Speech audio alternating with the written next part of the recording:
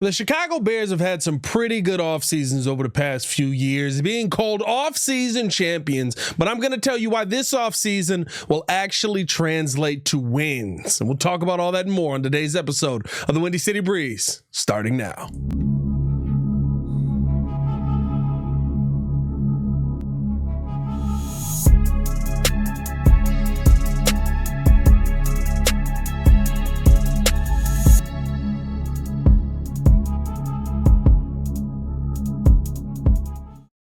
Now, if you are new to the channel, please like the video. Please subscribe to the page. We do talk Chicago sports daily on this channel. It's the only channel talk Chicago sports, how Chicago talks, so make sure that you get in tune with us, man. A lot of conversation around this Bears team simply just being another off-season champion. And listen, I get it, right? Like when you look back at the history, right? 2021, we draft Justin Fields. This is it. We're all back in Ryan Pace. And it doesn't work out. They fire everybody. They bring in Ryan Poles. 2022. We feel like we're moving in the right direction in 2022. Hey, we're making big moves. We're trading people away. We're tanking. We get the haul from the Carolina Panthers. Oh, by the way, and we get DJ Moore. Here we go. 2023 set up to be beautiful. Wait a minute. What the heck is going on? How are we losing all of these games by one score? Guess we're going with a new quarterback. 2024. Here's the time for the answer. Now we've got it. Caleb Williams in the building. We got the answer, baby. Everything is ready to go. Add Roma Dunze onto that as well. Oh, dang it. What the heck? How are we losing all of these games again by one score? Fire everybody, new coaching staff in place, going out and making all these moves. I understand why people look at the Bears offseasons and say, you can have your offseason championships, nobody cares. But I want to tell you why this one is going to be different. And it starts off with the focus that the Chicago Bears have set a precedent in this offseason with. And I'm talking about just from the player perspective. And there's one position. I don't know if you guys saw my tweet from a few days ago, and I've talked about it a couple of times on here, but a tweet popped up from March 2nd, 2022, before Ryan Poles' first draft. And it was after the 2021 season where Justin Fields got his head absolutely taken off.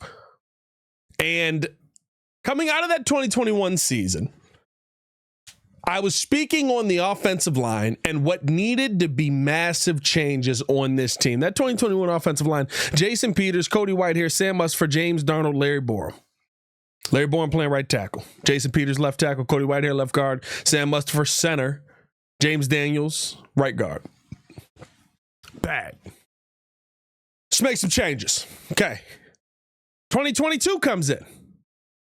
Braxton Jones, left tackle. Cody Whitehair, left guard. Sam Mustipher, center. Tevin Jenkins, right guard. Riley Reif, right tackle. And then in the process of that, Cody Whitehair eventually takes over the center position as well. Okay. Not good. Maybe 2023 is going to be better. Well, you got a combination of Braxton Jones at left tackle, Cody Whitehair at left guard. Also got Tevin Jenkins at left guard because Lucas Patrick got signed here. You thought maybe he was going to be an answer. He absolutely wasn't. Cody Whitehair ends up playing center. Tevin Jenkins at left guard. Nate Davis comes in at that right guard position, doesn't play just about at all, and you get Darnell Wright at right tackle in his rookie season. Are you catching the theme that I'm going with here? Because then it's the 2024 line last season where you basically swap out Lucas Patrick for Coleman Shelton. Tevin Jenkins, or I'm sorry, Nate Davis is still in there. Like it's essentially the same line. You have the problems and you have some backup right guards or right tackles end up having to step in. Heading into this 2025 season, there's an emphasis on the offensive line on day one. Day one. And the Bears are actually following through with the emphasis that needed to be put in place. We're 2 days in, and you've already traded for Joe Thuney for a fourth round 2026 pick and Jonah Jackson at right guard for a sixth round pick. Now, you guys know I came out yesterday and said I've got some questions on the Jonah Jackson move, but here's the one thing that you can say. If you want to talk about what Ryan Poles is doing, a wild stat to really take a look at on those two players outside of the injury concerns on Jonah Jackson, 94 players had at least 60 pass blocks. This is per ESPN research. 60 pass block plays with a win or loss at guard last season. Jackson had a 98.5% and Thuney had a 98.2%. And those are the two highest pass block win rates at guard of that group. You went out and, while not in the free agency market, but in the trade market, based on pass block win rate, you went and got two of the best. Now, I think the injury concern is going to be something we have to see play out, but you've got familiarity when you bring in Jonah Jackson. You've got a absolute leader and dominant player when you bring in Joe Thuney. I think you probably move Jonah Jackson over to the right guard. I heard Cap talking earlier that, he talked with Olin Kreutz. He talked with Field Yates, said he wouldn't have a problem moving to that right guard position and still being good. I think you put the all-pro guy at the spot where he's been all-pro. Let's not get cute with this one. And so now you're talking about having those two pieces on the line. Joe Thuney, Jonah Jackson already there. You don't know what that center position is going to be, but when you have somebody on that right side, as long as he's healthy, and Jonah Jackson winning at the rate that he is winning on his pass blocks, what is that going to do for Darnell Wright? What does that improve his game to be? By the way, he looks like he is going to be a pretty good right tackle in this NFL for a long time. You do have to address the center position, but if you go out and do what we think they're going to do and try and get as much money as you can into Drew Dahlman, now you're talking about having the entire interior of your offensive line being changed. Guys, I went through 4 years where the entire interior of your offensive line got changed once and basically got changed for the same dudes. You let one go in Lucas Patrick, but then you were like, Coleman Shelton, good enough. No, you didn't go good enough this offseason. You went for the best. And I think that to me, that conversation continues even more when you talk about the fact that the Chicago Bears have put the most amount of investment in a coaching staff that we have seen this team put into a coaching staff since Mike Ditka was in the building. This is the best coaching staff that we have seen assembled. And you want to know why? Because these are not coaches that are built on hope. When you look at this coaching staff, there's nothing I hope that they can do. If there's anyone that's built on hope here, it kind of is Ben Johnson, because he's never been a head coach at the NFL level before. But this is a coaching staff that is not built on hope. It's built on production. And if you're telling me that you don't have faith that Eric Bieniemy can develop a running back, I'm looking at you a little bit sideways. If you're telling me that with all the DBs that we've seen developed down in Dallas, that you don't think that Al Harris can develop DBs, I'm looking at you a little bit sideways. If you're telling me that you think that Antoine Randall, who we've seen do magical work up in Detroit with Ben Johnson, with some of the wide receivers up there, and you think he can't develop them down here, I'm looking at you sideways.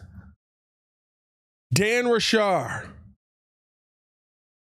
Dennis Allen, all of these names have done this before. I'm not building this on hope. I'm building this on experience. I'm building this on understanding. You have a coaching staff that understands what it's like to be in the position and be successful at a high rate. Most of the coaches that you have brought in have seen some of the best success of any coach at that position. That is different. The mindset is different. The investment is different. And the focus is different. And again, I'm telling you, best investment in a coaching staff since Mike Ditka. This is probably the best investment in an offensive line since what, 2004? We haven't seen the Bears invest in the O-line at this rate this much. We've continued to try and be bargain bin shoppers. Let's go get this guy. He's a little bit cheap here. Let's try and find this piece. Maybe we can get the most out of this guy. No, go get the guy that knows how to play football. Go get the guy that understands how to play football. And when you start to pair those things up, right? Again, I said this early on in the offseason. When you start to look around, all of a sudden you go, oh, DJ Moore's a pretty good wide receiver. That's going to be fun to see what it's like when Caleb's got time to get the football to him. Rome Odunze, he looks like he's going to be something else. Cole Kmet, if you just throw him the football, that could be an interesting piece there. Now, I'm not saying that you're done adding. I think there's a ton that you still need to add. But I think when you also factor in the fact that at every single turn, when we've waited, and Bears fans, don't tell me you haven't waited for the norm to happen, right? Where something is, okay, all right, we'll see if they end up actually spending the money. Let me see if they actually end up going out there and investing in this guy. Let me see. No, most of us didn't believe Ben Johnson was coming here. A lot of people, I think most of us wanted Ben Johnson to come here, but most of us didn't think that the wallet being open actually meant that the wallet was open. The wallet's open. And it ain't closed yet. We're 2 days into post NFL Combine, and whatever they saw down there and whatever conversations they were having down there, they have already spent more on the offensive line in 2 players than we spent on the entire offensive line over the past 1, 2, 3, 4 years. Nobody on any of these offensive lines were making money like that. And I get it, the money has changed. And I have to give Ryan Poles credit on one thing. I don't know if this is going to end up proving to be true, but I saw what's the guard's name from San Francisco? Aaron Brooks, I believe, right? I think Tom Pelissero was talking about this. And he said you can expect him to possibly be getting $18 to $20 million in free agency this offseason. What? Solid offensive lineman. I'm not sitting here telling you that he is horrible. But he's going to be getting a base of $18 to $20 million. Could you imagine what Will Fries might make this offseason? Can you imagine what kind of deal they're going to have to sign Trey Smith to if that's the case? We're talking massive money at the guard position. So I am a little more intrigued now to see, and hopefully both of these trades work out. I feel higher on the Thuney trade than I did on the Jonah Jackson trade. But listen, I'm telling you, and the point of this video is, this is not going for another offseason championship and trying to feel good about it at the end of the day. The Bears have shown you at every turn, when we've expected things to fall apart, or when we've expected them to fall off, where we've expected them to not go all in this offseason. Whatever you think all in is, we're going to go the extra mile. That's how all in we are. Whatever you think our next step is, we're going beyond that. That's how all in this Bears team is this offseason. And listen, it is an investment in Caleb Williams. Now, you still got to develop this guy. You still got to coach this guy up. But again, the one thing that I know Ben Johnson can do is coach quarterbacks. And I do give him credit for taking Jared Goff from being a dude, not a bad quarterback, just a dude in the middle. Made it to a Super Bowl. Let's not pretend like he was the reason that they get there, but made it. To now, every season I leave it that he's been with Ben Johnson, I go, dude, this is an MVP candidate. There's usually a game that takes him out of it where he's like, oh, that's horrible. But like the 5 interception game this season. But every year, just about, except maybe the first year with Ben Johnson, I've gone, that's an MVP candidate. I think that Ben Johnson can develop quarterbacks. I think that Ben Johnson can call an offense. And dare I say, I think with the help and the assistance that you bring in, the fact that you spent the money on former head coaches, high-profile positional coaches, guys who understand the game, high-profile offensive and defensive line coaches, guys who have improved their team at every step that they've gone. If you're talking about a guy like Jeremy Garrett, like, come on, dog. The wallet is open, and the Bears have not even thought about closing. And in fact, they're spending money before we're even expecting them to spend money. Now, I'm not sitting here telling you can just throw your wallet at the wind and it's going to fix everything and it's going to make everything perfect. But there's not many situations in NFL history where I've seen you go this mile, spending big on an entire coaching staff, spending big in before free agency even gets here. The expectation is that they're still going to spend big in free agency. Hopefully by Monday, in this pre-tampering period that we have coming, we know what the heck is going on, and we're talking about some big money deals coming down the pipeline.